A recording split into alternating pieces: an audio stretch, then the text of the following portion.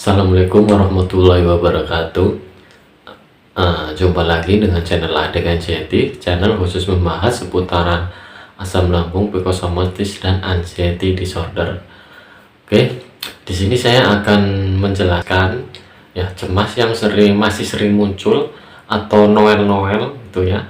Tapi badan udah sehat, udah fit gitu, kayak udah mau sembuh gitu ya. Tiba-tiba cemas datang gitu ya.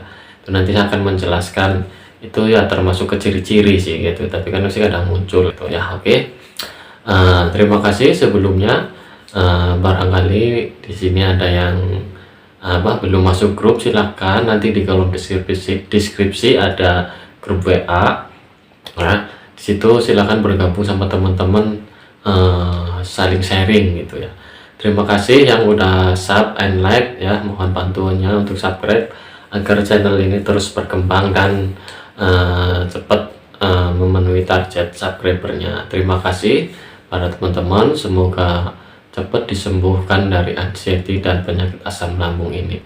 Oke, di sini saya akan membahas tentang cemas yang masih sering muncul atau noel dan sering radang sama sering demam gitu ya.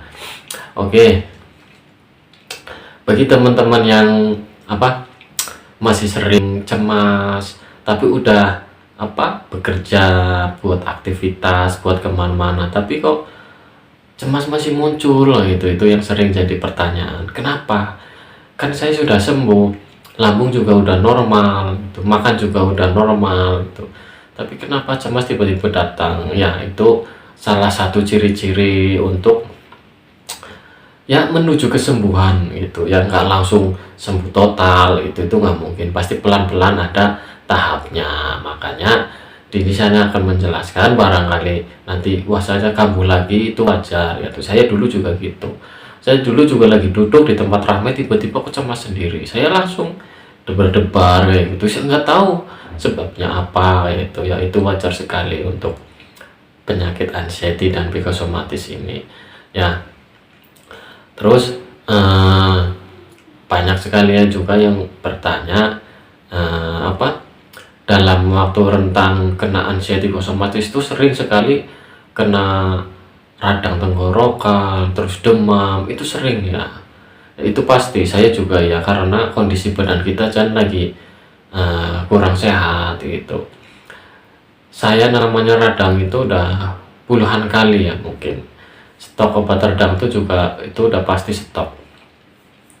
Radang, flu, batuk, pilek, nah itu wajar sekali. Makanya kalau untuk menyiasati radang, flu, batuk, pilek ya minum obat minum obat radang gitu. Makanya saya tuh selalu sedia obat radang tuh yang metil itu yang kecil sama paracetamol, itu udah pasti saya sedia.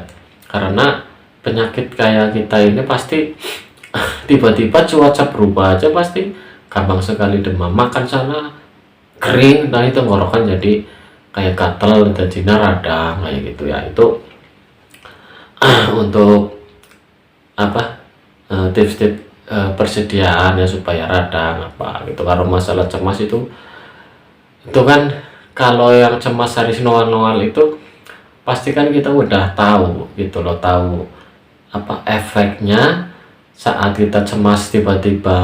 Kan udah lama nggak cemas, itu cemas mendadak nggak ada sebab itu pasti kan kita tiba-tiba khawatir itu kan. Kita udah tahu ilmunya untuk mensiasati supaya inilah cemas cemas mendadak kayak gini, nggak apa-apa, nggak masalah kayak gitu ya. Nanti kalau teman-teman yang tiba-tiba udah merasa sembuh, udah merasa sehat, tiba-tiba cemas panik, nggak masalah gitu. Itu cuma tahap mau untuk sembuh ya, tahap untuk penyembuhan ya, kayak gitu. Itu untuk sementara waktu gitu. Kalau untuk sembuh total sih itu manusiawi ya, manusiawi itu pasti punya cemas dan punya takut. Orang kita aja dulu sebelum asam lambung untuk waktu masih sehat pasti punya rasa cemas, rasa takut, tapi kan cuman kadarnya yang berbeda cemasnya gitu. Kalau kita kan cemas karena penyakit asam lambung, cemas karena dengar suara ambulan, cemas karena lihat orang ribut, cemas karena masalah kerjaan gitu, tadi kepikiran. Kalau dulu kan masih santai aja, walaupun benar-benar takut ya takut, tapi kan nggak terlalu deg-degan, tapi berapa menit langsung hilang gitu ya. Itulah apa, cemas yang masih sering muncul, masih sering noel itu nggak apa-apa, nggak usah dipikirin lagi, itu pasti sebentar lagi pasti sembuh gitu ya, itu wajar sekali ya. Soalnya banyak sekali tuh di Facebook yang nanya, sering muncul masih noel cemasnya gitu, itu wajar sekali ya. Apalagi yang punya trauma atau trauma tertentu, itu pasti sembuhnya itu akan lama juga. Soalnya kalau nemuin masalah seperti itu lagi, pasti akan datang kecemasan dan kepanikan, belum bisa siap menghadapi trauma yang seperti itu ya. Trauma itu juga banyak sekali, traumanya itu beda-beda setiap orang juga. Dan trauma masalah, kalau saya sendiri traumanya itu lihat orang berantem itu pasti udah deg-degan, cemas, panik, belum bisa mengontrol itu ya. Saya sendiri juga orangnya tuh kadang emosian gitu, emosi apa-apa pengennya diungkapin, tapi kalau sedang penyakit kayak ini nggak bisa. Kalau mau emosi tuh jantung tuh kayak gimana dulu, udah kayak lemah dulu, itu nggak bisa. Makanya ikhlasin ya, sabarin aja penyakit kayak gini. Pertama ya ikhlas, nerima saya lagi sakit, saya lagi diuji penyakit ini ya.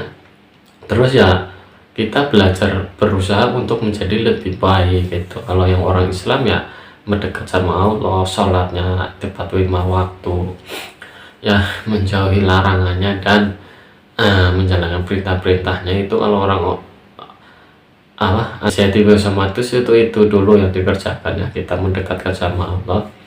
Soalnya penyakit anxiety itu ya sebenarnya itu cobaan untuk taubat sebenarnya tuh ya. Kalau orang udah kena anxiety terus hidupnya normal lagi kayak dulu, urak-urakan, itu kayaknya banyak nggak mungkinnya. Soalnya untuk sembuh aja itu lama sekali, butuh waktu itu bertahun-tahun, bukannya untuk sebulan 2 bulan.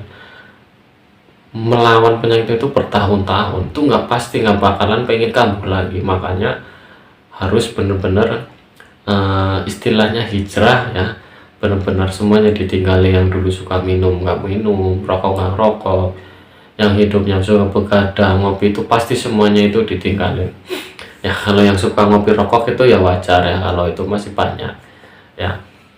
Makanya anxiety dan biosomatis ini untuk ya, saya sarankan ya mendekatlah sama Allah ya, keagamanya itu lebih digiatin lagi, bersabar, ikhlas nerima penyakit ini ya. Insya Allah kalau kita bisa melepaskan rasa kecewanya, kita ikhlas dalam menghadapi segala masalah ya, insya Allah gampang nerima. Kalau kita lagi ada masalah dengaran apa tuh, oh ya udahlah, ikhlasin aja, itu masalahnya mereka nanti juga selesai sendiri.